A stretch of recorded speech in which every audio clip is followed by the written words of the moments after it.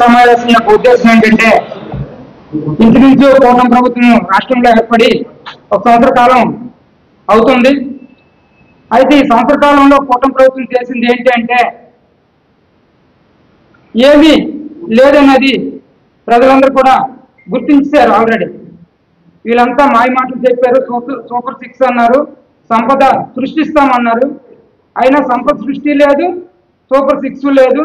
అంతా టీడీపీ కార్యకర్తల యొక్క జోబులు నింపుకోవడం తప్ప ప్రజలకు ఇచ్చేది ఏమీ లేదనేది వాళ్ళకి అర్థమైపోయింది. మీరు ఎక్కడ చూడండి రాష్ట్రంలో ఈరోజు ఎవడైనా ఒక పాత్రికేయ మిత్రుడు ప్రచురించినా లేదా ఒక ప్రతిపక్ష నాయకుడు ప్రచురించినా అతని మీద ప్రత్యక్షంగా పరోక్షంగా దాడులు జరుగుతున్నాయి రాష్ట్రంలో. ఎందుకు జరుగుతున్నాయి?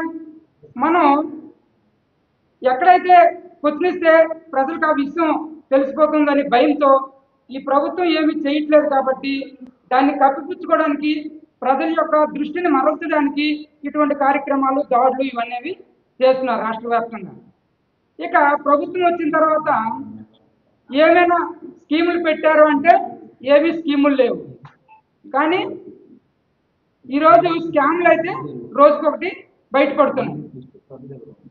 ఈరోజు మనం ఈ విద్యుత్ కొనుగోలు కోసం మాట్లాడుకున్నాం.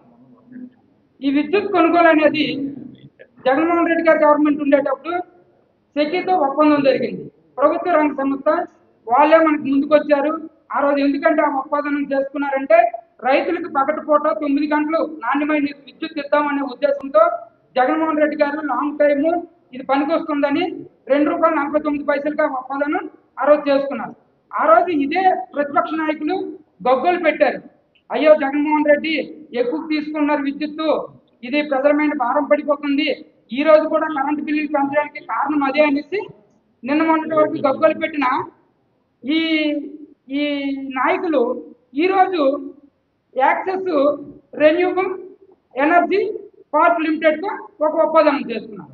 అదంతా ₹4.60. అయ్యా ఇక్కడ ₹2.11 ఎక్స్ట్రా చేసుకున్నావే, మరి ₹2.11 ఇంటూ 400 మెగావాట్ల విద్యుత్ ఇంటూ 25 సంవత్సరాలు అంటే సుమారు ₹11,000 కోట్ల ప్రజాధనం ఇక్కడ లూటీ జరుగుతుంది. ఇన్ భవిష్యత్తు ఈ ఎలక్ట్రికల్ ప్యానల్స్ రేట్ కానీ అలాగే ఈ ఉత్పాదక కాస్ట్ కానీ తగ్గే అంశం కూడా ఉంది. కానీ ఆ తగ్గే అంశాన్ని కూడా ₹3.53 ఇస్తామన్నారు. మరి మీరు ఈ ₹3.53 తీసుకోకుండా సెకీతో ₹4.60 ఎందుకు ఒప్పందం చేసుకున్నారనేది ఇక్కడ నిపుణులకు కానీ మేధావులకు కానీ సామాన్య ప్రజలకు కానీ అంతుపట్టని రాస్తాం. ఎందుకంటే మీరు దీంట్లో దోపిడీకి పాల్పడ్డారు. ప్రజలపైన ₹11,000 కోట్ల భారాన్ని మీరు ఈరోజు మోపారు. దీన్ని స్కామ్ అనక మరి ఏమంటాం? దీంట్లో ఇంకో గమ్మత్తైన విషయం ఉంది, మీకు తెలియదు. ప్రభుత్వమే ఎస్పీడీఎల్స్ పైన ఒక కత్తి పెట్టింది. ఏం పెట్టింది? మీరు ఈ సంస్థకి తప్పనిసరిగా 2003 సెక్షన్ 108 ప్రకారం మీరు దీన్ని యాక్సెప్ట్ చేయాలి, చేయకపోతే అవుదని వీళ్ళే చెప్పేసి మాకు ఇది కావాలని ఆ సంస్థ ఈ యొక్క ఒప్పందం చేసుకునే విధంగా చేశారు. అది ఎంత అన్యాయం అండి! ప్రభుత్వం తరఫునే లేదు మీరు ఎలాగైనా మీరు దీని ప్రకారం చేసుకోకపోతే మీరు ఇబ్బందులు పడతారని ప్రభుత్వ రంగ సంస్థకి భయభ్రాంతులు గురి చేసింది.